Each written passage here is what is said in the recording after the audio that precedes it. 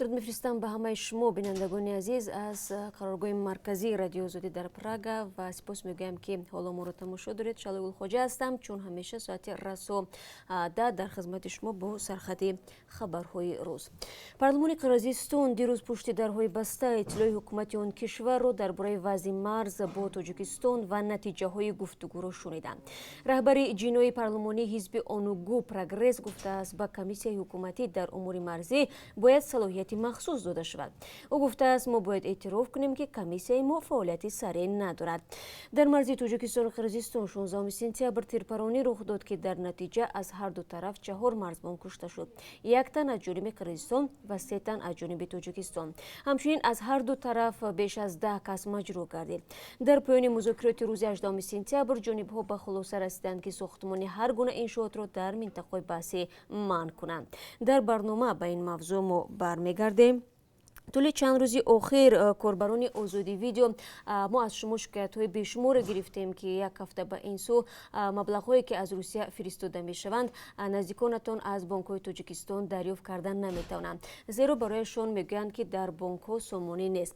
همکاران ما این موضوع را پیگیری کردند که تا کجا چنین مشکل وجود دارد و این گونه وضعیت چرا به عمل آمده است. ما را در برنامه خبری تماشا کنید.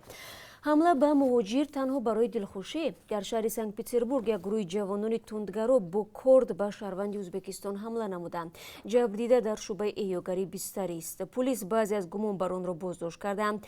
در دست و بازو یکی از آنها رمز ناسیستی و وایتای مخصوص فاشیستی خالکوبی شده است. گزارش در این باره بعد 3 ساعت دیگر پخش می شود.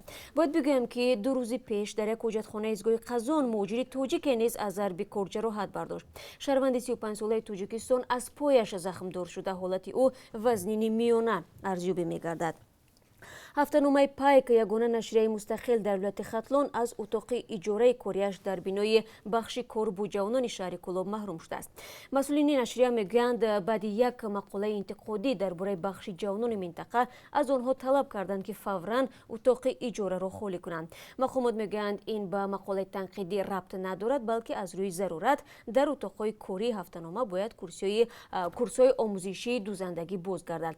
چون چرا را کمی دیرتر در اختیار شما خواهیم گذاشت و جایزه های آزمون رادیو آزادی برای بهترین ویدیوی کاربران زیر عنوان ده من یک پاره خاک وطن صاحبان خود را پیدا کرد. کاربران رادیو آزادی به این آزمون ویدیوهای زیادی فرستادند، ولی تنها 24 نوار به آزمون راه یافت.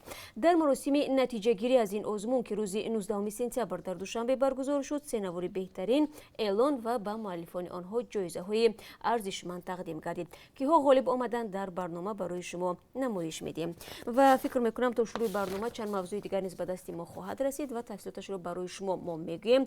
از این رو دعوت میکنم که ما رو بعد از 3 ساعت دیگر در پخش مستقیم در همین جا در آزادی ویدیو یوتیوب تماشا کنید.